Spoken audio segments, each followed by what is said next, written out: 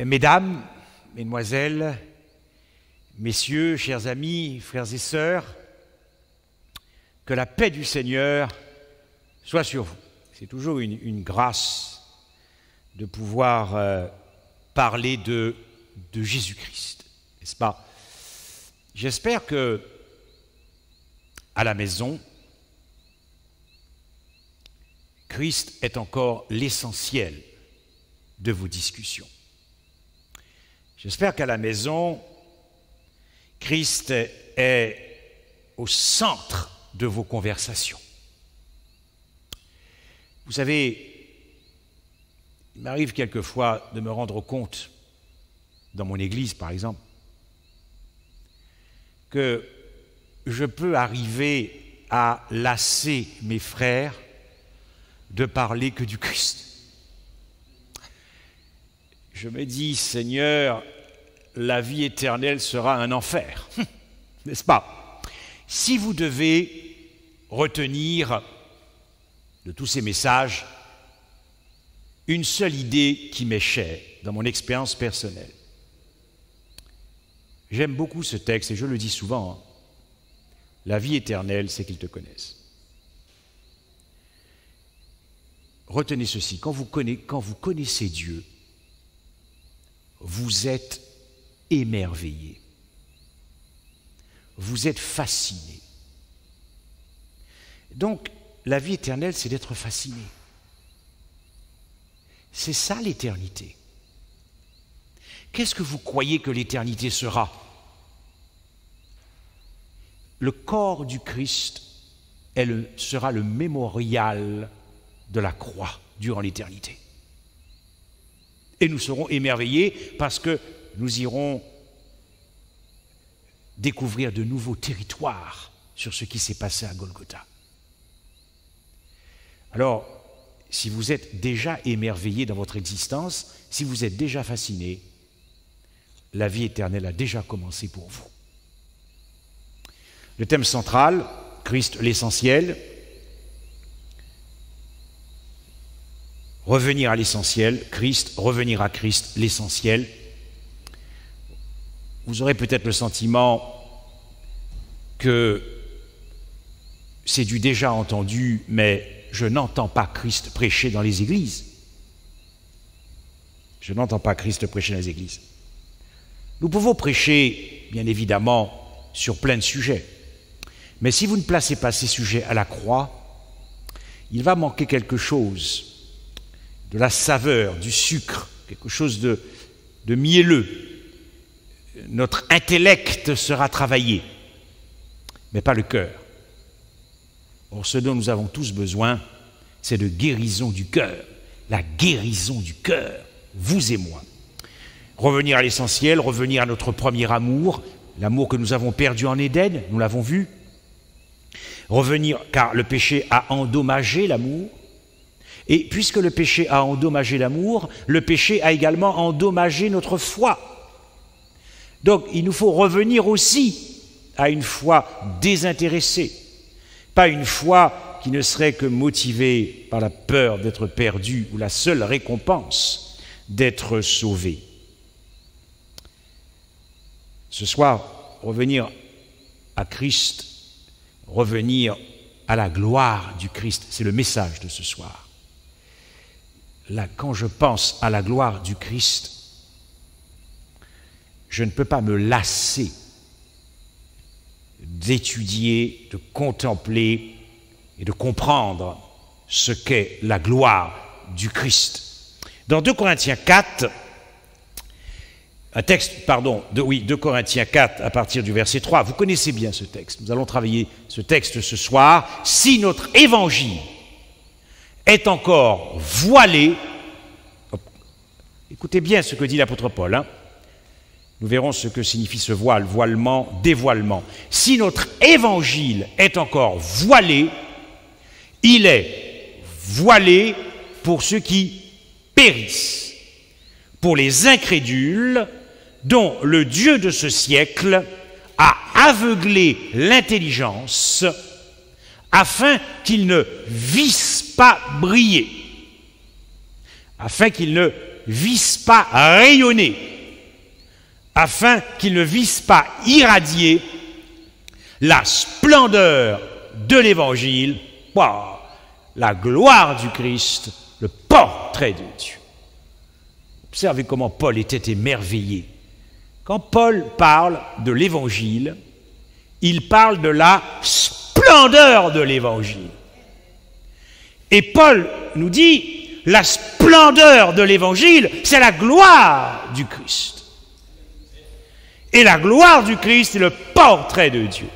Et dans Romains, Paul dira, à propos de cette splendeur de l'Évangile, de la gloire du Christ, il dira l'Évangile de Dieu qui concerne son Fils, né de la postérité de David sur la chair. Donc l'Évangile de Dieu, gloire du Christ, splendeur de l'Évangile, gloire de Dieu, tout ça pour Paul, c'est la même chose.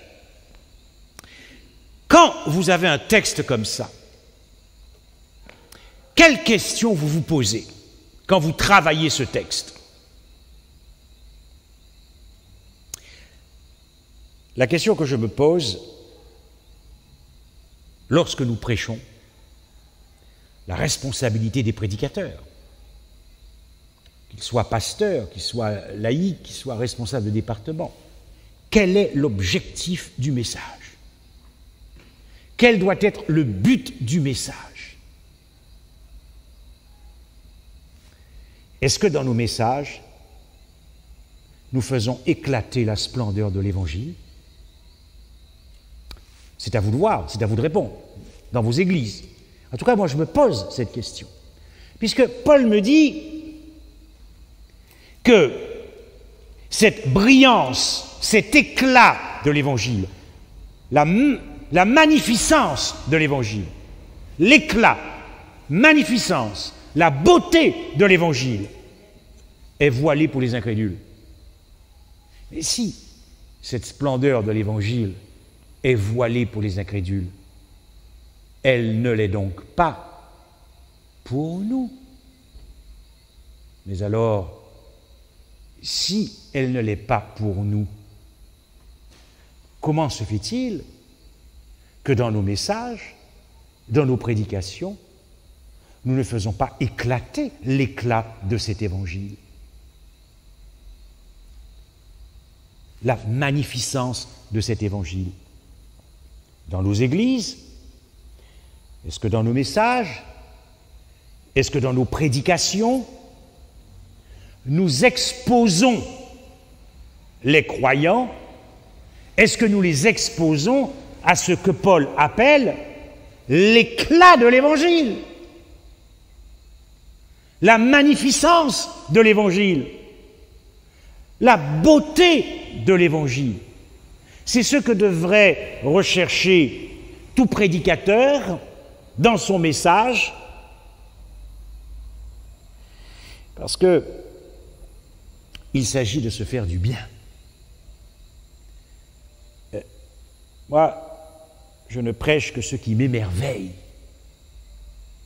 Je ne prêche que ce qui émerveille mon cœur. Et l'apôtre Paul faisait pareil. L'apôtre Paul faisait exactement la même chose. Et pourquoi c'est important? Nous qui sommes en responsabilité lorsque nous prêchons dans nos églises, pourquoi est-ce si important, comme le faisait l'apôtre Paul, lorsqu'il exposait son public à l'éclat de l'Évangile, la magnificence de l'Évangile, la beauté de l'Évangile, la profondeur de l'Évangile? Pourquoi Paul, systématiquement, dans sa pensée, dès qu'il prenait la parole, où qu'il fût, dans toutes ses campagnes d'évangélisation, il était tellement émerveillé par ce qu'il avait appris du Christ, qu'il exposait Christ. Et pourquoi est-ce important en tant que prédicateur? Parce que quelques versets plus loin, Paul dira: mais Dieu qui a dit que la lumière brillera du sein des ténèbres, a fait briller la lumière dans nos cœurs pour faire resplendir la connaissance. C'est que de la bombe atomique, ça. Chaque mot, c'est extraordinaire. Quand vous avez des textes comme ça, et que nous sommes prédicateurs, Paul nous donne la feuille de route, hein. On n'a pas besoin de se prendre la tête. Exposer pour permettre à Dieu, pour permettre au Saint-Esprit de faire pénétrer cette lumière dans nos cœurs, pour faire resplendir la connaissance de la gloire de Dieu. Autrement dit, dans chaque message, dans chaque prédication, ce que devrait rechercher le prédicateur, c'est de dévoiler la connaissance de la gloire de Dieu. Ce n'est pas rien, ça. Ce n'est pas rien. La connaissance de la gloire de Dieu. Voilà pourquoi nous devons exposer notre public à l'éclat de l'Évangile. Dites-moi, si cette lumière de l'Évangile est répandue dans nos cœurs par le Saint-Esprit, lorsque vous fixez vos regards sur le soleil, vers le soleil, vous êtes ébloui. Paul dit que celui qui a compris l'Évangile est ébloui. Mais ce que Paul veut dire, il ne parle pas d'émotion, là, comme ça, c'est un beau message, et puis après, non. C'est beaucoup plus profond que ça. Vous savez, quelquefois, c'est parler nous qu'à parler, hein. Bon, confidence pour confidence. Quelquefois, je me dis, mais Seigneur, quand on me dit, ne prenez pas mal, parce que je réfléchis beaucoup, j'essaye d'avancer avec Christ, avec mon cœur. Je dis, mais Seigneur, quand on dit que c'est un beau message, mais est-ce que nous ne sommes pas un peu devenus comme ces mondains qui vont au théâtre? Ah, quelle belle pièce de théâtre! Oh, c'était une belle pièce. Ah, c'était un beau film. Voyez? Mais il n'y a rien. Non, chers amis. Lorsque la lumière de l'Évangile brille dans votre cœur, vous êtes durablement éblouis. Vous êtes durablement éblouis. Si vous avez une belle maison à Trois-Rivières avec la vue sur la mer, est-ce que vous allez vous lasser le matin de voir le beau lever de soleil ou le beau coucher de soleil avec la vue sur la mer? Oui ou non? Si je devais tous les jours prendre le bateau pour aller aux Saintes, est-ce que je me lasserais de cette vue quand j'arrive? Est-ce qu'on se lasse? Non. Et pourquoi nous sommes si peu émerveillés de la connaissance de la gloire de Dieu? Non, soit nous sommes à côté de la plaque, soit nous n'avons pas encore prêché l'Évangile, mais il y a quelque chose qui ne va pas. Il y a quelque chose qui ne fonctionne pas. Parce que, objectivement, et c'est le constat que font tous les dirigeants d'église, pasteurs, anciens, ce que vous voulez, une espèce de lassitude, une espèce de routine, n'est-ce pas? Ça manque d'émerveillement, de fascination, on n'est pas ébloui, merci pour le rappel. Ça aussi, c'est une variante qui m'intrigue beaucoup. Les gens disent, merci Frédéric pour ce message, merci pour le rappel. Quoi on n'est plus émerveillé, quoi. On n'a plus rien à apprendre, il n'y a plus de territoire à découvrir sur le cœur de Dieu, merci pour le rappel. Mais quand on y réfléchit de plus près, je me demande si l'Évangile est prêché, tel que cet Évangile nous est dévoilé par l'apôtre Paul dans l'Épître aux Romains, dans l'Épître aux Galates, dans l'Épître aux Éphésiens, dans l'Épître aux Colossiens, dans l'Épître aux Philippiens, et la lettre aux Hébreux. Est-ce que nous sommes éblouis? La connaissance de Dieu. Mais dites-moi, Dieu te dit, je vais te dévoiler ce qu'il y a dans mon cœur. Je vais te dévoiler l'intériorité de mon cœur. Je vais te dévoiler le dedans de moi pour être certain que tu veuilles bien vivre avec moi pour l'éternité, parce que je ne veux pas que vous soyez maso. Je ne veux pas que vous puissiez vivre avec moi durant l'éternité et y rentrer sans me connaître. Vous risqueriez peut-être d'être déçus. Et Paul ajoute, pour faire resplendir la connaissance de la gloire de Dieu sur la face du Christ. L'Évangile.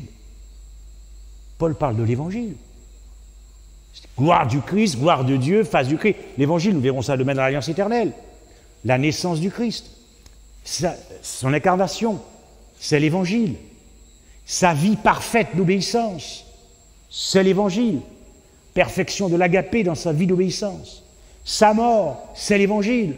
Son ensevelissement, c'est l'Évangile. L'ensevelissement dont parle l'apôtre Paul. Est-ce que vous entendez des messages sur l'ensevelissement? La résurrection, c'est l'Évangile. L'ascension du Christ, c'est l'Évangile. Et son intronisation à la droite du Père, Paul vous dit, c'est ça l'Évangile, c'est ça la splendeur de l'Évangile, c'est ça la gloire du Christ, c'est ça le portrait de Dieu.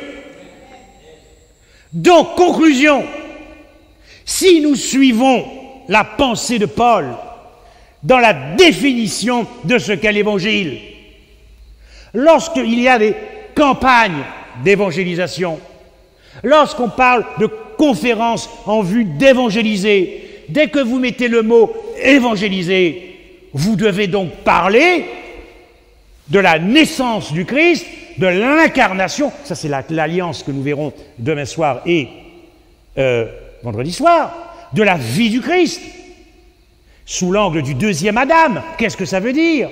Car il n'y a que deux hommes qui ont existé pour Dieu. Hein. Nous verrons ça vendredi matin, les merveilles du Christ.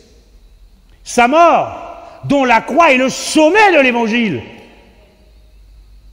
Si Paul devait, pour les besoins de la discussion, imaginez que Paul revient là, boum, et on lui dit, Paul, tu vas faire une campagne d'évangélisation sur toute la Guadeloupe. Paul ferait 15 messages sur la croix. Pourquoi? Il est venu, non pas pour baptiser, mais pour évangéliser, pour annoncer Christ. Mais dans tous les épîtres, lorsque Paul annonce Christ, il prêche la croix. Il prêche la croix. Si vous voulez parler de sexualité, si vous voulez parler de sanctification, si vous voulez parler de la perfection du cœur, l'agapé, si vous voulez parler de la purification du sanctuaire céleste, si vous voulez parler de la prophétie, si vous voulez parler de tout ce que vous voulez, placez ça à la croix. Et les croyants ressortiront avec un cœur qui bat pour Christ. Observez bien ce que Paul dit toujours dans ce chapitre, dans 2 Corinthiens 3, verset 16.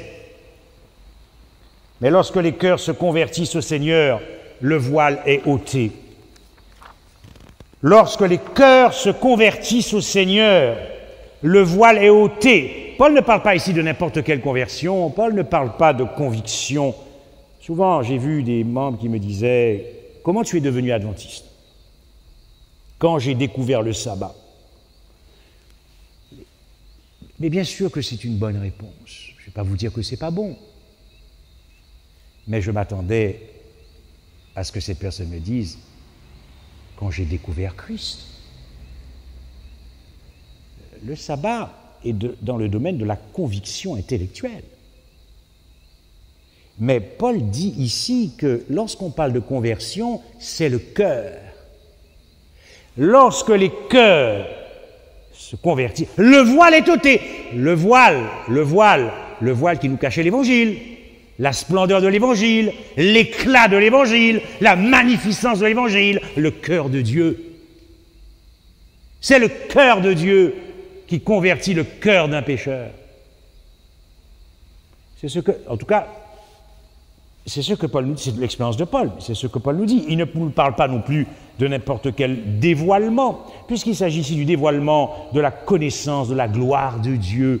Mais dites-moi, nous allons de dévoilement en dévoilement lorsque vous cherchez pour les amoureux du Christ à recevoir chaque jour un nouveau dévoilement de la connaissance de Dieu dans sa parole. Nous allons de dévoilement en dévoilement, de révélation en révélation, de découvrement en découvrement, de conversion en conversion.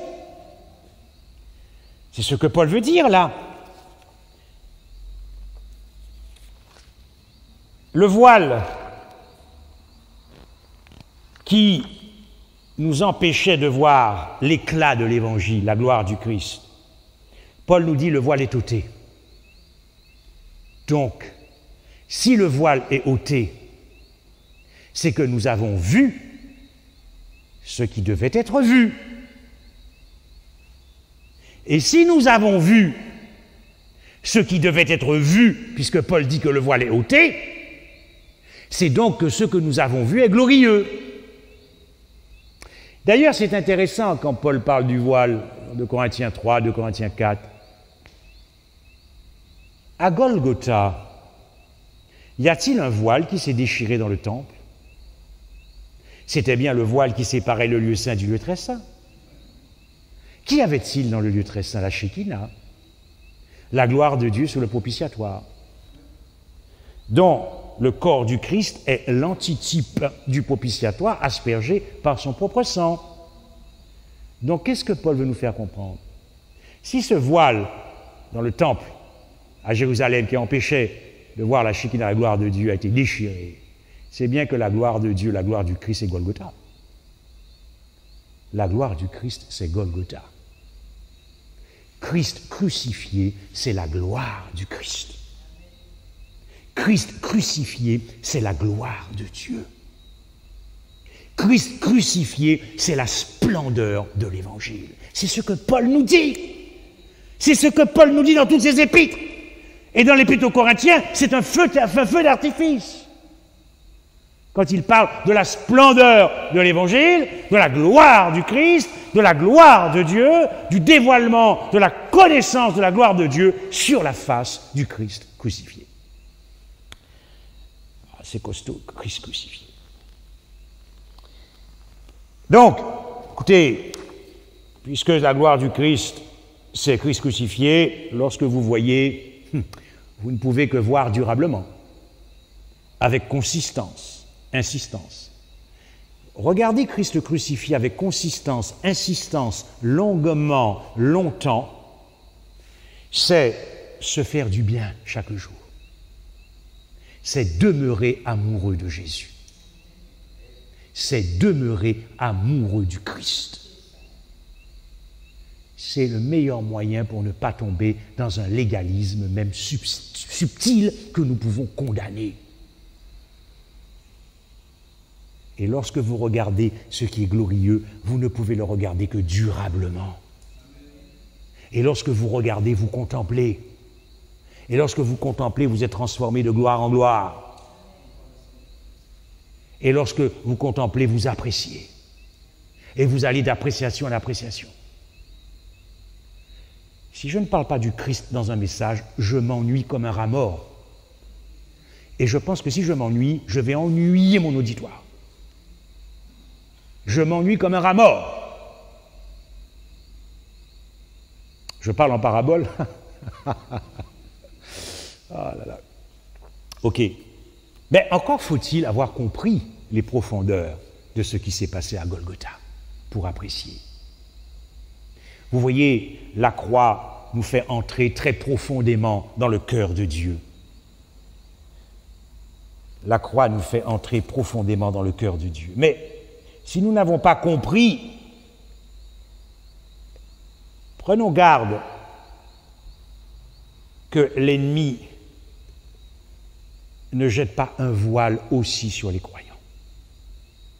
Paul dit que si l'évangile est encore voilé, c'est pour les incrédules. Mais Satan peut voiler l'évangile pour nous. De quelle manière?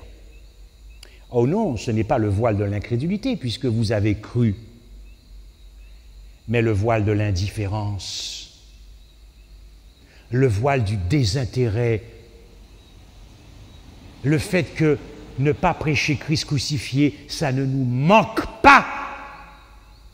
C'est terrible ça. alors que les anges veulent encore apprendre la croix au travers de l'Église, Éphésiens 3.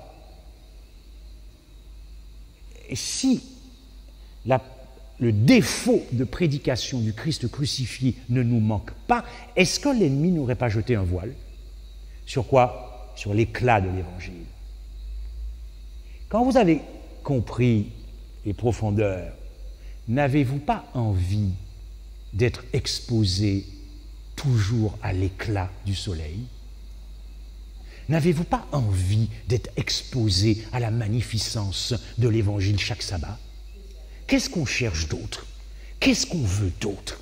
Qu'est-ce qu'on désire d'autre? Christ est l'Évangile. Mais qu'est-ce qu'on va chercher d'autre?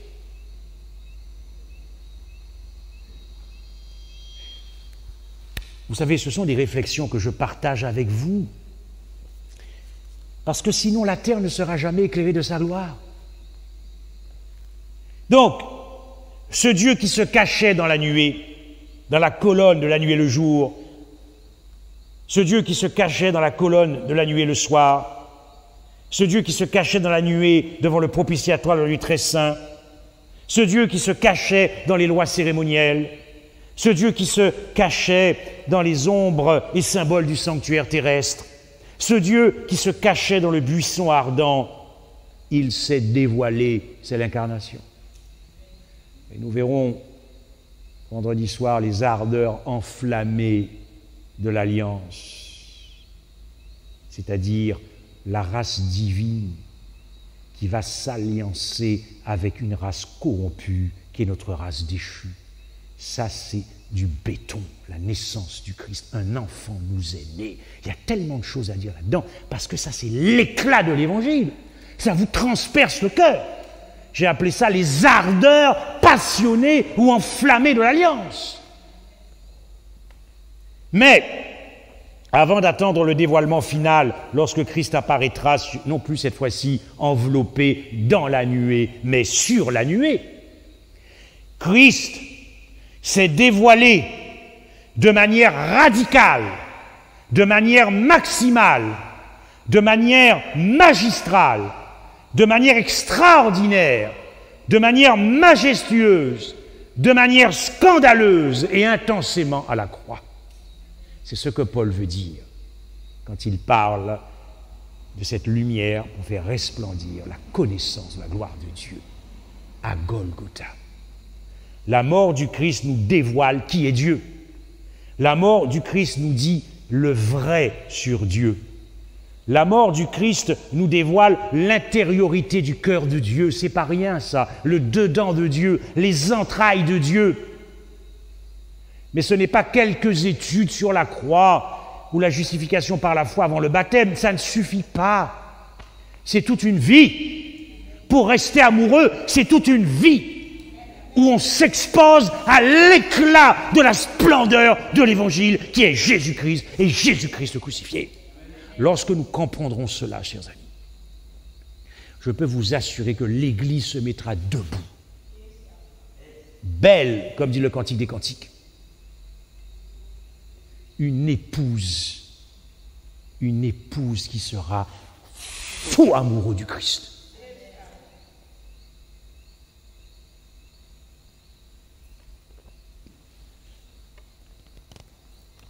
Vous savez, les anges ont vu Christ à Golgotha comme jamais ils n'avaient vu Christ dans l'éternité du passé. Ils ont vu la gloire du Christ comme s'ils voyaient Christ au dedans de Dieu. Ce qu'il y avait dans le dedans de Dieu, à l'intérieur de Dieu. La gloire dont je vous parle, ce n'est pas la gloire extérieure qui apparaîtra bientôt. Je vous parle de la gloire intérieure de Dieu qui s'est manifestée en la personne de Jésus-Christ à Golgotha. Je vous parle de la gloire intérieure de Dieu. De sorte que ceux qui ne seront pas effrayés quand ils verront la gloire bientôt apparaître, ce sont les intimes du Christ. Ils ne seront pas effrayés parce qu'ils connaissent le cœur de Dieu. La gloire intérieure de Dieu. La gloire intérieure de Dieu.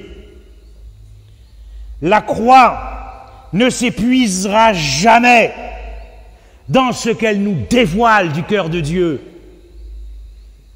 L'éternité ne s'épuisera jamais dans le dévoilement de Jésus-Christ crucifié.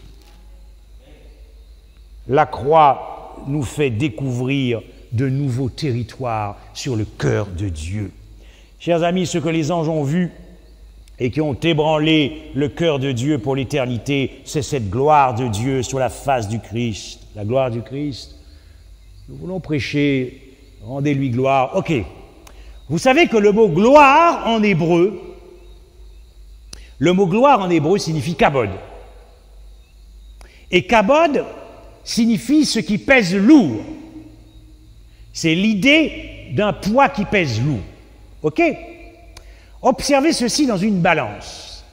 Lorsque vous avez deux poids, un poids qui est lourd et un poids qui est léger, la balance est comme ça. Si je mets le poids lourd dans ma main droite et le poids léger dans ma main gauche, voilà ce que ça va donner. N'est-ce pas? La gloire du Christ qui pèse lourd devant l'univers, c'est le Dieu très haut qui devient très bas. C'est le Dieu très haut qui va s'abaisser et devenir le Dieu très bas pour exalter ce qui est léger, c'est le pécheur.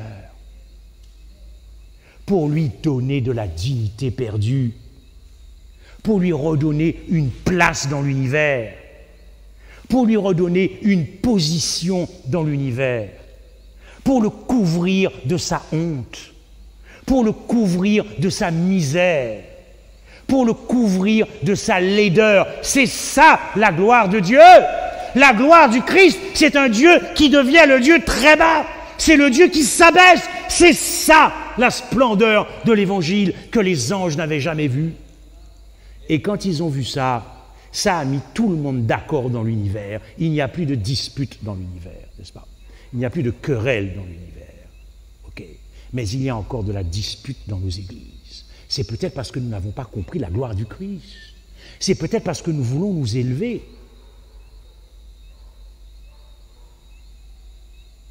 C'est quand même un évangile qui a scellé le cœur des anges et des habitants du ciel pour l'éternité. Mais cet évangile ne scelle pas nos cœurs. Donc nous sommes à côté de la plaque. Je crois que nous sommes à côté de la plaque. Ce que les anges ont vu, c'est que dans son incarnation et à Golgotha, le Dieu très haut, le qui devient le Dieu très bas, est le Dieu qui sert sa créature. Et dans des églises, on me dit qu'on ne trouve plus des gens pour accepter des postes, il n'y a plus l'esprit de service. Comment voulez-vous apprécier la vie du ciel lorsque le maître que vous adorez sert ses créatures? C'est dingue cette histoire. Donc je me dis, mais quel évangile a-t-on enseigné à un frère ou à une sœur qui ne veut pas prendre de poste pour plein de raisons? Mais c'est écrit dans les livres du ciel. Le maître de l'univers est venu lui-même servir sa créature. Et l'évangile appelle ça la gloire de Dieu. La gloire de Dieu en Christ manifestée à Golgotha, c'est Christ qui est esclave de ses créatures. C'est pas moi qui le dis, c'est Philippiens 2. Ayant pris la forme, le texte grec dit d'un esclave. Mais je ne connaissais pas ce Dieu dans ma conception quand j'étais enfant de ce Dieu, pour moi, mais ça ne m'était jamais venu à l'esprit que le Dieu est un Dieu qui crée des êtres pour être esclave de ses créatures. Je ne serais peut-être pas allé dans le monde pendant 30 ans. Parce que, vous savez, Dieu est venu sur la terre pour démolir ce que nous pensons de Dieu.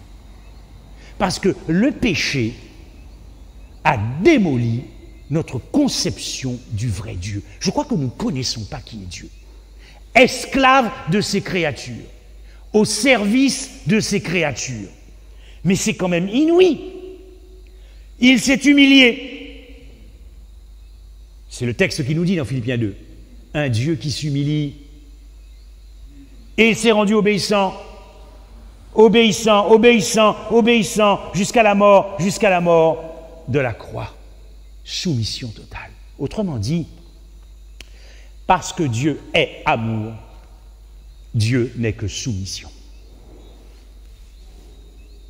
OK? C'est ça la gloire du Christ. Donc, quand Jésus dit, si tu veux être le plus grand, sois l'esclave de ton frère, qui est le plus grand dans l'univers? C'est Dieu. Et c'est Dieu qui a montré l'exemple.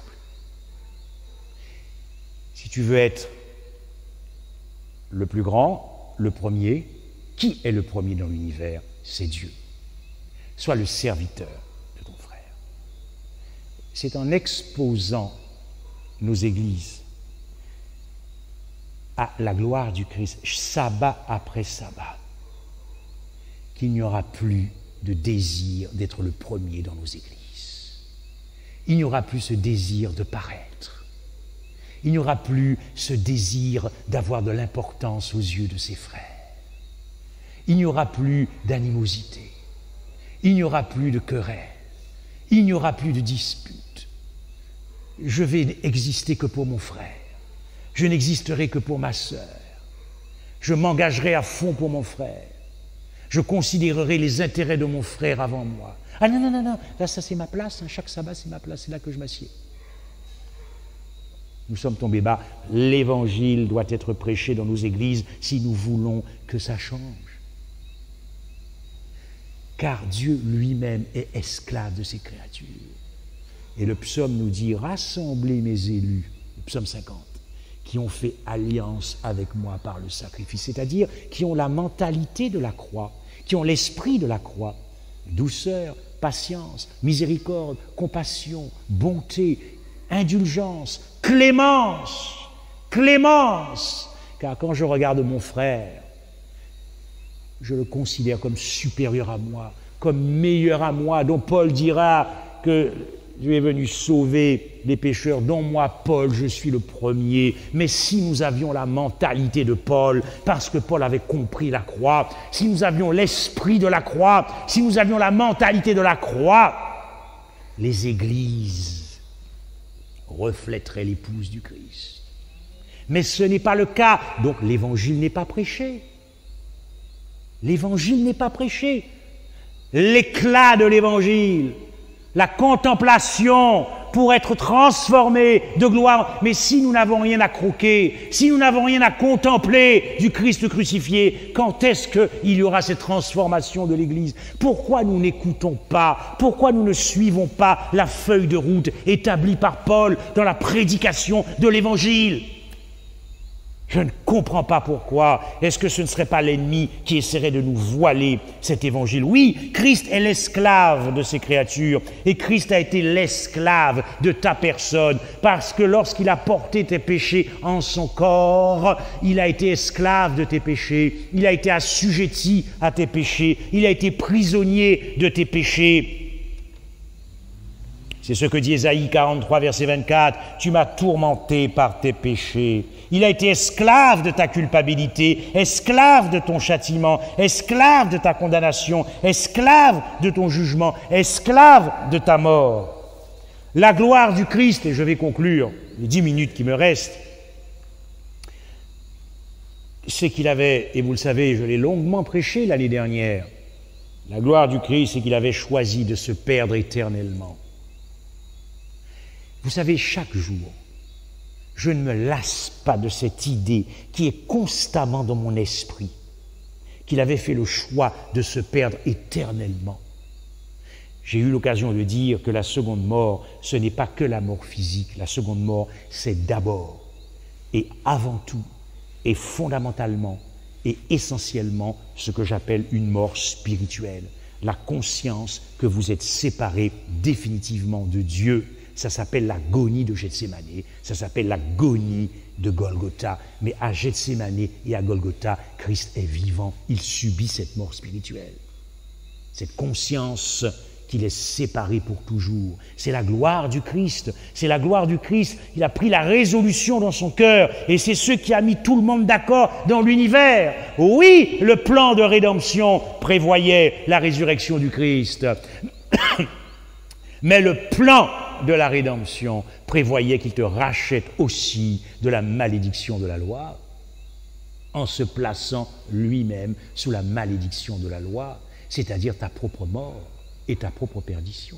Comment Dieu a-t-il amené son Fils à connaître la réalité de cette seconde mort, cette mort spirituelle, cette conscience d'être séparé pour toujours de Dieu avant de mourir physiquement, jusqu'à en mourir physiquement? Dieu a amené son Fils à connaître cette réalité de la perdition, a amené son Fils à connaître l'expérience dans ses entrailles, dans son âme, dans son cœur, à connaître cette expérience lorsque Christ fut fait malédiction. Écoutez, travaillez dans l'Ancien Testament la malédiction, les mots en hébreu pour malédiction, et vous verrez qu'il ne peut pas y avoir d'ambiguïté à ce niveau-là. Le temps de la malédiction, le temps de la colère de Dieu, le temps du jugement, le temps du sacrifice pour le péché, le temps qui était devenu une éternité pour Christ, le temps de l'expiation, le temps de la propitiation, c'était le temps où Christ avait conscience qu'il était maudit. Dites-moi, si la malédiction c'est l'espoir de la résurrection, alors vous faites de la malédiction une véritable bénédiction. Mais nous parlons de bénédiction, nous parlons de malédiction. Qu'est-ce que c'est qu'un maudit? Qu'est-ce que c'est? Quand il y a la prière de la bénédiction, celui qui reçoit la bénédiction, il est béni. Mais celui qui est fait malédiction, il est maudit. Autrement dit, Dieu a amené son Fils à se retrouver dans la peau du maudit, dans ma peau, dans la tienne. L'expérience qui nous attendait après le millénium si nous n'avions pas choisi Christ. Quand les journalistes interrogeront les maudits après le millénium, et quand ils demanderont à ces maudits, quand ils ressusciteront pour le jugement, les méchants, est-ce qu'ils vont ensuite mourir et ressusciter? Observez bien ce qu'ils vous diront. Ils connaîtront cette mort spirituelle, cette conscience qu'ils vont être séparés définitivement de Dieu, ce qui provoquera un arrêt cardiaque. Écoutez, la gloire du Christ, chers amis, c'est ça. Parce que de vous à moi, le conflit cosmique n'aurait pas été réglé et l'univers serait encore en pleine instabilité si les démons et si les habitants des cieux avaient vu que dans le cœur de Dieu, il s'agissait d'une question de 3 jours. Il n'y a aucune gloire là-dedans. Il n'y a aucune gloire là-dedans. Car nous verrons dans un prochain message que si Christ avait conscience qu'il avait ressuscité, il n'y a aucune distinction entre sa mort et notre première mort. Parce que moi, si je dois mourir avant que Christ revienne, j'ai la ferme conviction par la foi que je ressusciterai. Donc si Christ a la même conscience qu'il va ressusciter, il n'a donc pas goûté à ma mort. Quand il goûte à une mort, c'est pour éviter que je la fasse.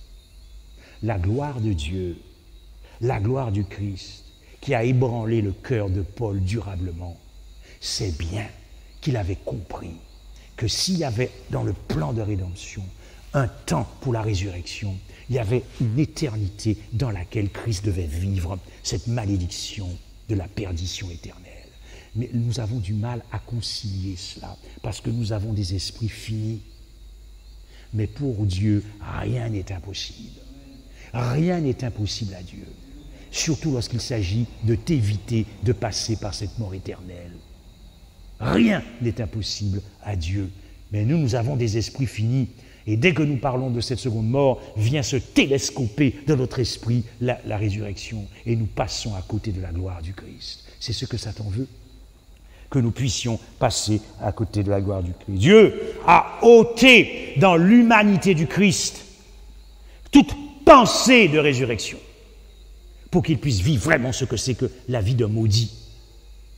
Il fallait que Dieu puisse ôter dans l'esprit de son Fils l'idée d'un avenir, l'idée de la résurrection, la pensée de la résurrection, pour que Christ soit véritablement dans la peau d'un maudit et montrer à l'univers que les accusations de Satan qui pensait que Dieu n'allait pas se perdre pour ses créatures, eh bien Dieu a démontré qu'il était prêt à se perdre éternellement pour ses créatures parce qu'il est esclave de ses créatures. Prêchons ça et vous verrez comment l'esprit de sacrifice et l'esprit de service naîtront dans nos églises et qu'il n'y aura plus de querelles quand nous saurons ce que Dieu avait dans son cœur.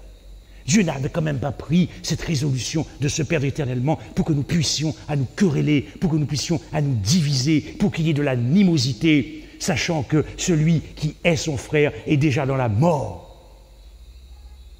Et quant à Christ, la divinité du Christ, il n'a pas, puisqu'il s'était dépouillé de ses attributs divins, donc il fallait aussi que Christ renonçât à son omniscience dans sa divinité pour que la pensée de la résurrection sorte de sa pensée, de son esprit. Voilà comment Christ a connu la réalité en expérience de l'état de la perdition, et c'est ça la gloire de Dieu. Il n'y a pas de rachat possible pour celui qui est maudit. Lévitique 27, verset 29. Travaillez ce texte dans les messages, dans les prédications, et vous verrez comment les cœurs seront ébranlés. Il n'y a pas de rachat possible, dit Lévitique 27, verset 29, pour celui qui est dévoué par interdit. C'est-à-dire, Echem, maudit. N'est-ce pas le cas du Christ à Golgotha? Cette assurance de la résurrection qu'il connaissait, il ne la possédait plus comme il le voulait, et il ne la possédait plus quand il le voulait, car il devait faire l'expérience, ton rôle, de la perdition éternelle. C'est ça la gloire de Dieu. Et moi, ça m'ébranle chaque jour. Qui je suis pour que Dieu puisse se dire, je vais perdre la vie éternelle pour un type comme moi. Mais c'est comment ne pas être émerveillé, ébloui par cette gloire du Christ. Les ténèbres qui enveloppaient la terre n'étaient que le reflet visible et extérieur des ténèbres plus profondes qui envahissaient son cœur, qui envahissaient son âme. Il ne voyait pas au-delà du tombeau. Cette assurance, cette certitude, cette connaissance spéciale qu'il avait de la résurrection, il ne la possédait plus comme il le voulait et quand il le voulait, quand il comprit qu'il était devenu compté comme pécheur devant Dieu. Luc 22, 37, Marc 10, 45 et Ésaïe 53, verset 12. Cette assurance de la résurrection, cette connaissance spéciale qu'il avait de la résurrection, cette certitude de la résurrection, il ne la possédait plus, car lorsqu'il fut fait maudit, cette assurance se dérobait sous ses yeux, comme le sol peut se dérober sous vos pieds en plein tremblement de terre. Il perdait prise avec la réalité. Il perd des pieds avec l'avenir. Lorsque nous comptons 3 jours et 3 nuits, sachez que pour Christ, une seconde de séparation avec le Père a été vécue comme une éternité. Notre approche du temps par rapport à ce que Christ, lui, a vécu. Quand vous avez vécu une éternité avec un être qui faisait les délices de votre cœur, une seule seconde de séparation est vécue comme une éternité.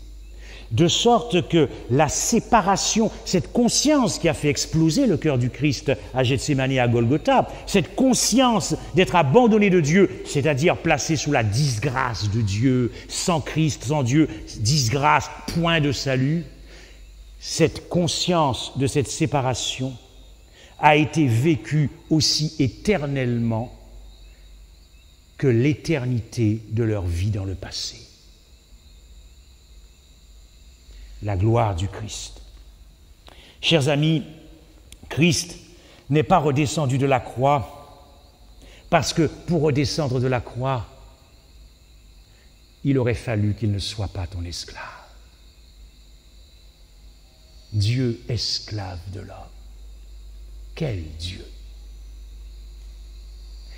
Si Christ était redescendu de la croix, il aurait fallu qu'il ne se considère pas comme ton serviteur. il aurait fallu qu'il ne désire pas être soumis. Dieu, soumission à ses créatures. Il aurait fallu qu'il se considère comme supérieur à toi. Chers amis, ce ne sont pas les clous qui ont retenu Christ à la croix. Ce ne sont pas les clous qui ont maintenu ses mains crucifiées, qui l'ont maintenu à Golgotha. Ce ne sont pas les clous aux pieds. Non, non. C'est son amour pour toi. Reconsidérez le message de samedi soir. Ce choix impossible que vous pouvez revoir sur le site internet de Capesterre ou sur le site internet de Radio Vie Meilleure. Reconsidérez ce choix. Il t'a aimé coûte que coûte. Il t'a aimé à tout prix et à n'importe quel prix. Ne voulez-vous pas vivre avec ce Dieu? Amen. Demain soir, nous allons continuer la gloire du Christ au travers de l'alliance éternelle. Nous verrons ce qu'il faut comprendre par alliance éternelle, lorsqu'on parle d'alliance éternelle, de nouvelle alliance, d'ancienne alliance. Nous verrons cela, mais je vous invite maintenant à prier.